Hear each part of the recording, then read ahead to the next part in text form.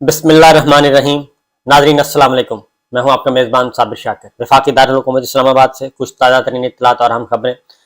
میں پچھلے 2 ولاگ میں آپ کو بتا چکا ہوں کہ حالات خراب ہیں، حالات انتہائی خراب ہیں اور معاملات جو ہیں وہ سیاستدانوں کے ہاتھ سے نکلتے جا رہے ہیں۔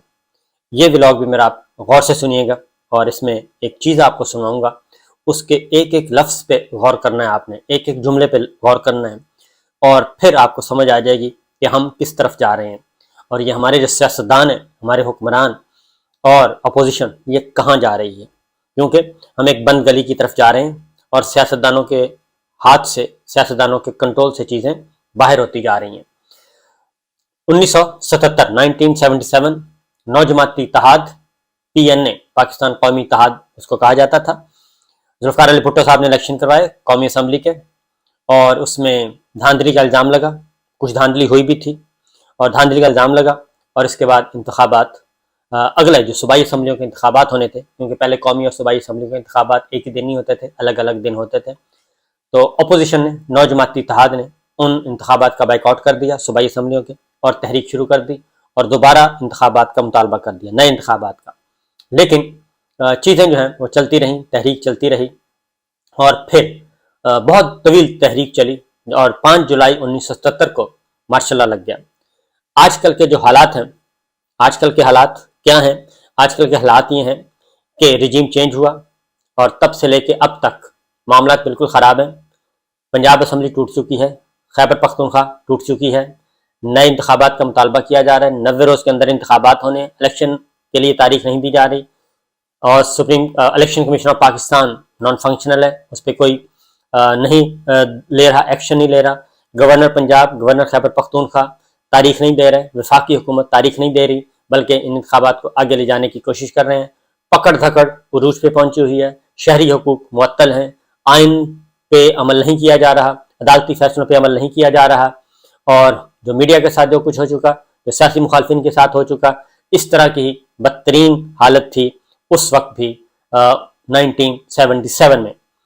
تو پھر آخری معاملہ ہوا، آخری معاملہ یہ ہوا کہ ڈیڈ لاک ہو گیا، مذاکرات، حکومت اور بالکل ڈیڈ لاک ہو گیا، مذاکرات نہیں ہو رہے تھے، کامیاب نہیں ہو رہے تھے، لنگر آن کیا جا رہا تھا، جیسے کہ آج ہو رہا ہے۔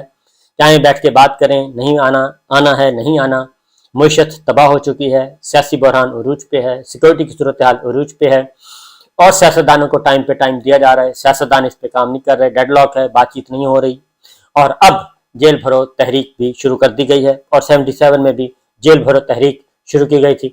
میں چھوٹے سے شہر بہاول نگر سے میرا تعلق، ہماری گلی سے بھی شیخ گلزار صاحب اور دیگر جو ہیں انہوں نے گرفتاریاں پیش کی تھیں اور اس طریقے سے ہر شہر میں گرفتاریاں پیش کی گئیں اور بالآخر 5 جولائی 77 معاملات بالکل خراب ہو گئے اور جنرل محمد ضیاء الحق صاحب نے اقتدار سنبھالا، اقتدار پہ قبضہ کیا اور ایک تقریر کی۔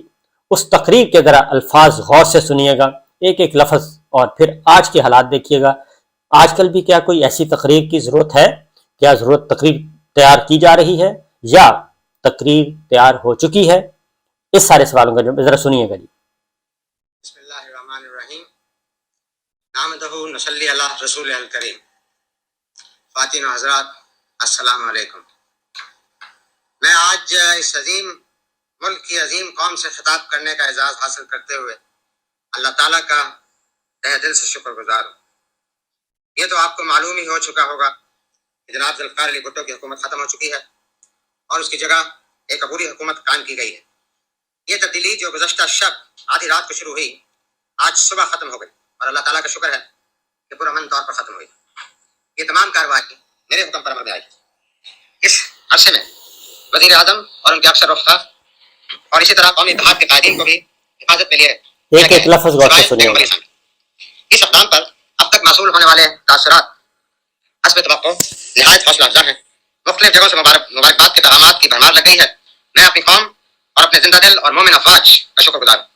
یہاں یہ کہنا بھی ضروری ہوگا کہ چند حضرات نے یہ خدشہ بھی ظاہر کیا ہے کہ کہیں یہ کارروائی کسی کے ایما پر تو نہیں کی گئی، کہیں جنرل ضیاء کی سابق وزیر اعظم سے کوئی خفیہ ملی بھگت تو نہیں ہے۔ خفیہ ملی بھگت اس کے متعلق عرض کروں گا کہ حقائق کبھی چھپے نہیں رہے۔ بالکل پچھلے چند ماہ کے تجربے سے اتنی زیادہ بدگمانی ہو گئی ہے کہ اچھے بھلے لوگ بھی شک و شبہ میں پھنس کر رہ گئے.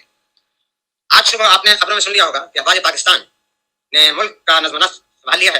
عساکر پاکستان کے لیے ملکی نظام سنبھالنا کوئی مستحسن اقدام نہیں، کیونکہ افواج پاکستان دل سے چاہتی ہے کہ ملک کی باغ ڈور عوام کے ہاتھوں میں رہے جو صحیح طور پر اس کے حقدار ہیں.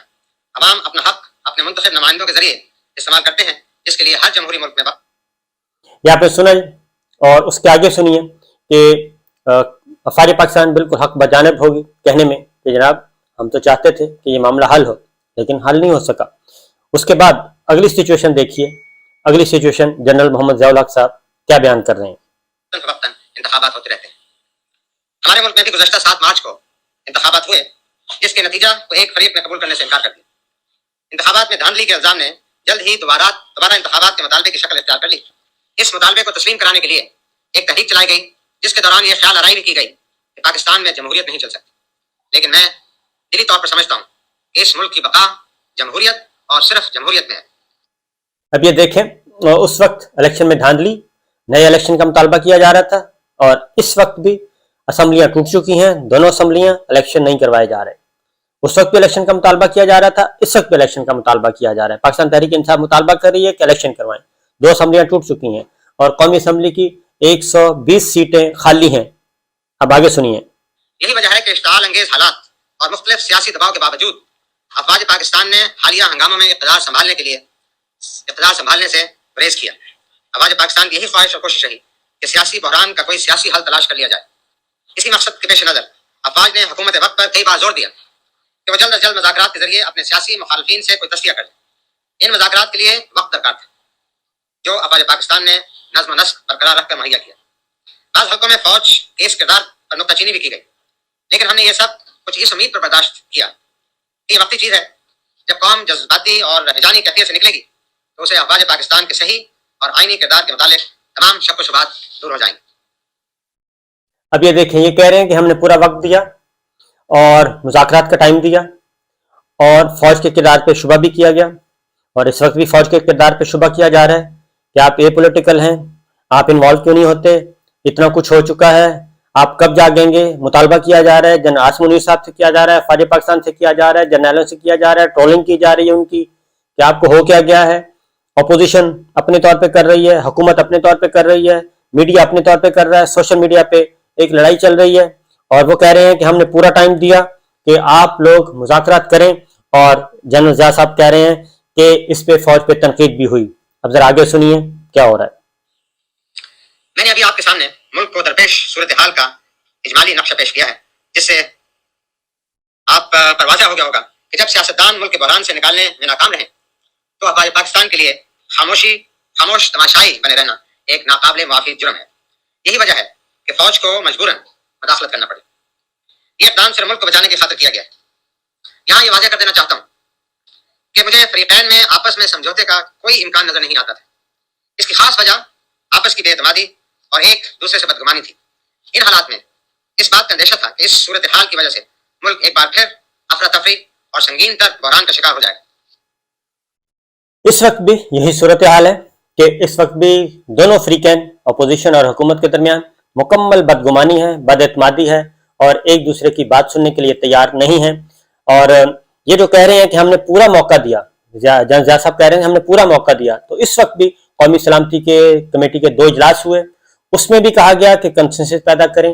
پھر chief of army staff general Asim Munir صاحب کراچی میں بحریہ کے ایک تقریب میں گئے، وہاں پہ انہوں نے کہا کہ قومی اتفاق رائے پیدا کیا جائے، معاشی صورتحال، سیاسی اور معاشی صورتحال کو اس ملک کو دلدل سے نکالنے کے لیے قومی اتفاق رائے پیدا کیا جائے، لیکن پیدا نہیں کیا گیا.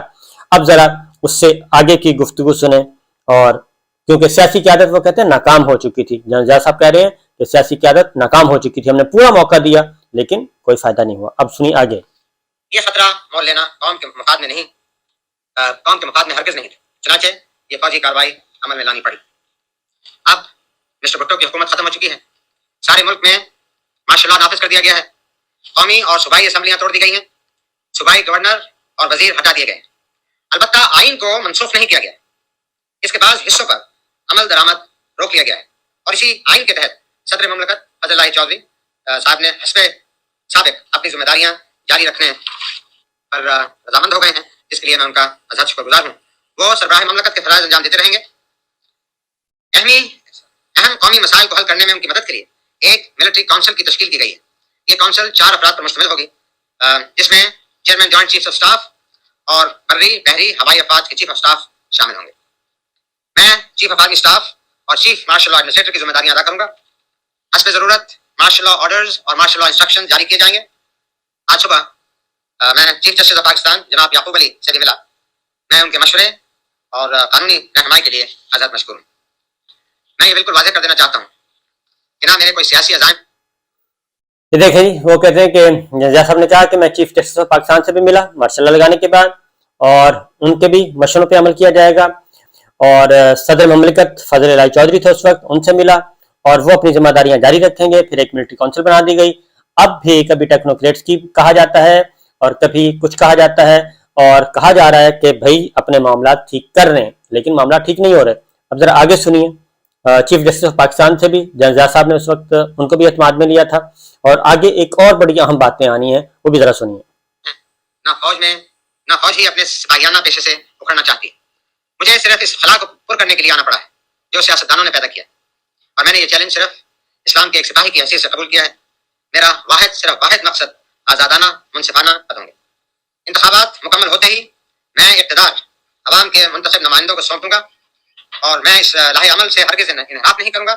آئندہ 3 مہینوں میں میری ساری توجہ انتخابات پر مرکوز ہوگی، اور میں چیف مارشل لا ایڈمنسٹریٹر کی حیثیت سے اپنے اور اختیارات کو دوسرے معاملات میں ضائع نہیں کرنا چاہتا۔ اب یہ کہہ رہے ہیں کہ میں انتخابات 3 ماہ کے اندر اندر کروا دوں گا، کہ اس وقت بھی یہی مطالبہ ہو رہا تھا کہ الیکشن کروائیں، الیکشن کروائیں، الیکشن کروائیں، لیکن الیکشن نہیں کروائے جا رہے تھے۔ اور افواج پاکستان اے پولیٹیکل ہے، وہ معاملات میں مداخلت نہیں کر رہی، لیکن وہ کہتے ہیں کہ اب میں 3 مہینے کے اندر الیکشن کرواؤں گا۔ اور پھر وہ 3 مہینے کہاں تک گئے تھے، آگے سنیے کچھ اور چیزیں بھی بہت امپورٹنٹ ہے۔ یہ اس مرحلے پر یہ ذکر کرنا بے محل نہ ہوگا کہ ملک کی عدلیہ کے لیے میرے دل میں بہت احترام ہے۔ میری پوری کوشش ہوگی کہ جہاں تک ممکن ہو عدلیہ کے اختیارات محدود نہ ہوں۔ تاہم بعض ناگزیر حالات میں مارشل لا آرڈر اور مارشل لا ریگولیشن جاری کرنا ضروری ہوں گے، اور مجھے توقع ہے کہ تمام سیاسی پارٹیاں اس کام میں مجھ سے تعاون کریں گی۔ حالیہ سیاسی مہاجرائی سے ماحول میں خاصی کشیدگی پیدا ہو گئی تھی، اس لیے جذبات کو ٹھنڈا کرنے کے لیے وقت درکار ہے۔ چنانچہ آج سے تا حکم ثانی ہر قسم کی سیاسی سرگرمی پر پابندی لگا دی گئی ہے، اور انتخابات سے پہلے سیاسی سرگرمیاں بحال کر دی جائیں گی۔ میرے عزیز ہم وطنوں، میں نے اپنے دل کی بات کھول کر آپ کے سامنے بیان کر دی ہے۔ میں نے آپ کو اپنے عزائم کے بارے میں اعتماد میں لے لیا ہے۔ اب میں اس مشن کو حاصل کرنے کے لیے اللہ تعالیٰ سے رہنمائی اور آپ سے مدد اور تعاون کا خواستگار ہوں۔ امید ہے کہ عدلیہ، انتظامیہ اور عام شہری میرے ساتھ تعاون کریں گے۔ میری یہ پوری کوشش ہوگی کہ ماشاء اللہ انتظامیہ نہ صرف سب سے انصاف اور برابری کا برتاؤ کرے، بلکہ عوام کو اس بات کا احساس بھی ہو۔ سول انتظامیہ کو اس سلسلے میں اہم کردار ادا کرنا ہے، لہٰذا میں یہ اعلان کر کے خوشی محسوس کرتا ہوں کہ میری درخواست پر ہر صوبے کے ہائی کورٹ کے چیف جسٹس نے قائم مقام گورنر بننا قبول کر لیا ہے۔ انتظامیہ میں بعض افسروں کو اگر اپنے مستقبل کے بارے میں خدشات ہوں تو میں انہیں یقین دلاتا ہوں کہ کسی کو بھی ناکردہ گناہوں کی سزا نہیں دی جائے گی۔ اب دیکھیں جنرل صاحب بتا رہے ہیں کہ انہوں نے جوڈیشری پہلے چیف جسٹس آف پاکستان سے انہوں نے کہا ملاقات کر چکا ہوں، ان کے مشوروں پہ عمل کروں گا، اور اس ملاقات میں ہی یہ طے ہوا تھا، جو چیف جسٹس یعقوب صاحب سے ملاقات ہوئی تھی جنرل ضیاء صاحب کی، اسی میں یہ طے ہوا تھا کہ جوڈیشری بھی اس سارے کرائسس میں افواج پاکستان کا ساتھ دے گی۔ اور پھر جوڈیشری نے اس طریقے سے ساتھ دیا کہ جتنے بھی چیف جسٹس صاحبان تھے، لاہور ہائی کورٹ کے چیف جسٹس صاحبان پنجاب کے قائم مقام گورنر بنے تھے، اور اسی طریقے سے جو Sindh chief justice high court تھے وہ سندھ کے گورنر بن گئے تھے۔ بلوچستان میں بھی یہی ہوا تھا، اور سندھ، بلوچستان اور خیبر پختونخوا میں بھی یہی ہوا تھا۔ اس وقت خیبر پختونخوا نام تھا NWFP۔ تو چاروں صوبائی چیف جسٹس صاحبان جو ہیں وہ گورنر بن گئے تھے اپنے اپنے صوبوں کے۔ اس طریقے سے جوڈیشری بھی آن بورڈ ہو گئی تھی۔ اب آگے سنیے۔ البتہ اگر کسی سرکاری ملازم نے اپنے فرائض میں کوتاہی برتی، جانبداری سے کام لیا یا ملک و قوم سے بے وفائی کی تو اس کو سخت سے سخت سزا دی جائے گی۔ اسی طرح اگر کسی شہری نے امن و امان میں خلل ڈالنے کی کوشش کی تو اسے بھی سختی سے نپٹا جائے گا۔ بیرونی ممالک کے ساتھ تعلقات کے بارے میں واضح کر دینا چاہتا ہوں کہ سابقہ اب یہ بدامنی پھیلانے والوں کے بارے میں کہہ رہے ہیں، اور ہر طرح کی سیاسی سرگرمیوں پر پابندی، اور اگر کسی نے کیا تو سختی سے کچلا جائے گا۔ اور پھر جنرل ضیاء صاحب نے 11 سال تک بہت سختی کی تھی، اور پھر ساری جماعتیں متحد ہو کے تحریک بحالی جمہوریت چلا رہی تھیں۔ اب آگے سنیے ذرا۔ حکومت نے جن ملکوں کے ساتھ جو معاہدے اور سمجھوتے کیے ہیں میں ان کا پابند رہوں گا. آخر میں بری، بحری اور فضائی افواج کے تمام افسران اور جوانوں سے کہوں گا کہ وہ اپنے فرائض بجا لاتے وقت مکمل غیر جانبداری اور انصاف سے کام لیں گے اور کسی سے غیر ضروری رعایت نہیں برتیں گے. میں ان سے یہ بھی توقع رکھوں گا کہ ماضی میں اگر کسی نے ان کو لعن طعن کیا تو اسے اسلامی روایت کے مطابق معاف کر دیں اور اپنے فرائض ادا کرتے وقت اپنے پیشے کے وقار کو. اب یہ کہہ رہے ہیں جنرل صاحب، کیونکہ اس وقت بھی افواج پاکستان کے بارے میں ایک کمپین چلائی جا رہی تھی، ان کو برا بھلا کہا جا رہا تھا اور ان کو تانے دیے جا رہے تھے، اور بہت سارے، کیونکہ افواج پاکستان کو بھی بلایا گیا تھا، ذوالفقار علی بھٹو صاحب نے بلایا تھا کہ آپ بھی آئیں اور لا اینڈ آرڈر قائم کریں، تو اس وقت بہت زیادہ تنقید ہو رہی تھی. اس لیے وہ کہہ رہے ہیں کہ میں نے سب کو عام معافی کا اعلان کر دیا ہے جنہوں نے فوج پہ تنقید کی تھی. صورتحال بالکل وہی ہے جیسی کہ آج ہے. سنیے جی، آگے سنیے ذرا. نظر رکھیں. مجھے یقین ہے کہ وہ اپنی نئی ذمہ داریوں سے احسن طریقے سے عہدہ برا ہوں گے، جس سے ان کے وقار اور مرتبے میں اور اضافہ ہوگا. اب میں چند ایک ضروری نکات کی تشریح کر دینا ضروری سمجھتا ہوں. سب سے پہلے سول عدالتیں اپنے فرائض معمول کے مطابق انجام دیتی رہیں گی. فیڈرل سیکورٹی فورس FSF کی عنقریب تنظیم نو کی جائے گی. حال ہی میں سول انتظامیہ میں جو تبادلے کیے گئے ہیں ان کا جائزہ بھی لیا جائے گا. عبوری حکومت کا ڈھانچہ جیسا میں اوپر ذکر کر چکا ہوں. اب یہ دیکھیں FSF تھی، ذوالفقار علی بھٹو صاحب نے بنائی ہوئی تھی، فیڈرل سیکورٹی فورس، اور اس کے ذریعے وہ پورے ملک کو کنٹرول کرتے تھے اپنے مخالفین کو دبانے کے لیے، اور انہی کو استعمال کیا جاتا تھا. ان کی بھی وہ کہتے ہیں ریسٹرکچرنگ کریں گے، لیکن اس کے بعد پھر FSF ختم کر دی گئی تھی. اور باقی اب آگے چیزیں سنیے ذرا. اس کی تشکیل جو دی گئی ہے وہ اس طریقے پر ہے. جناب صدر فضل اللہ چودھری سربراہ مملکت ہوں گے.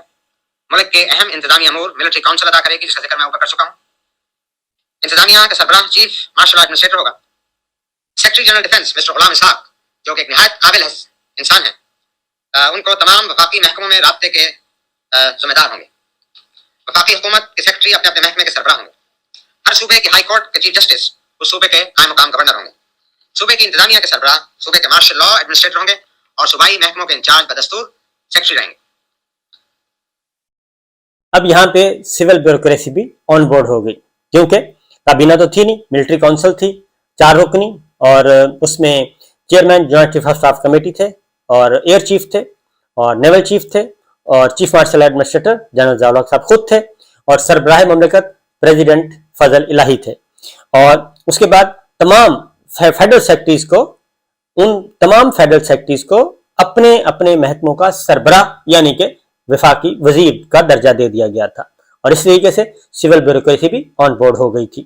جوڈیشری بھی ہو گئی، سول بیوروکریسی بھی ہو گئی، افواج پاکستان بھی ہو گئی. اور آگے جا کے سنیے، ذرا غور سے سنیے گا. میری خواہش ہے کہ سول انتظامیہ بلا خوف و خطر اپنے فرائض سر انجام دے. میری یہ بھی خواہش ہے کہ پولیس میں بے لوث خدمت کا جذبہ پیدا ہو. اخبارات آزادی صحافت کے علمبردار ہوں، مگر ضابطہ اخلاق سے انحراف نہ کریں. قوم میں خوشمندی پیدا ہو، ہر شخص کی جان و مال اور عزت محفوظ ہو، ملک میں امن و امان قائم رہے، اور غنڈہ گردی کا حق کسی کو نہیں دیا جائے گا. میڈیا پہ میڈیا کو آزادی ہوگی، اخبارات چھپیں گے، لیکن اپنی حدود و قیود سے تجاوز نہیں کریں گے. اور پھر جنہوں نے حدود و قیود سے تجاوز کیا، وہ دور آپ ذرا پچھلی تاریخ پڑھ لیں اور وہ آپ کو بتا دیں گے کہ پھر کیا ہوا. اور اس کے بعد اب تو میڈیا پہلے سے ہی سیاسی اکھاڑے نہ بنے. آپ کی اطلاع کے لیے یہ کہنا چاہتا ہوں کہ پاکستان کی سرحدیں آج اللہ کے فضل و کرم سے محفوظ ہیں، اور مسلح افواج اپنے فرائض سر انجام دے رہی ہیں، اور سرحدیں جائز نقل و حرکت کے لیے کھلی ہوئی ہیں. آخر میں یہ عرض کرنا چاہتا ہوں کہ حالیہ تحریک میں اسلام کا جو جذبہ دیکھنے میں آیا ہے وہ قابل تحسین ہے. یہ اس بات کا ثبوت ہے کہ پاکستان جو اسلام کے نام پر قائم ہوا تھا، وہ اسلام کے نام پر ہی قائم رہے گا، جس کے لیے اسلامی نظام اشد ضروری ہے. شکریہ. پاکستان آئندہ باد. یہ 5 جولائی 1977 کی تقریر ہے. اس کا ایک ایک لفظ تسلی سے سنیے گا اور آپ کو اندازہ ہو جائے گا کہ اس وقت ہم کہاں کھڑے ہیں اور کس طرف جا رہے ہیں. تو یہ ہے صورتحال. اس سے زیادہ کچھ نہیں کہنا. تو میرا خیال ہے کہ سیاستدانوں، میڈیا کے دوستوں اور میڈیا ہاؤسز کے مالکان اور سول بیوروکریسی اور جوڈیشری، سب کے سب یہ ایک تاریخی حقیقت ہے جو میں نے آپ کے سامنے رکھی. باقی باتیں پھر اجازت دیجیے. اللہ حافظ.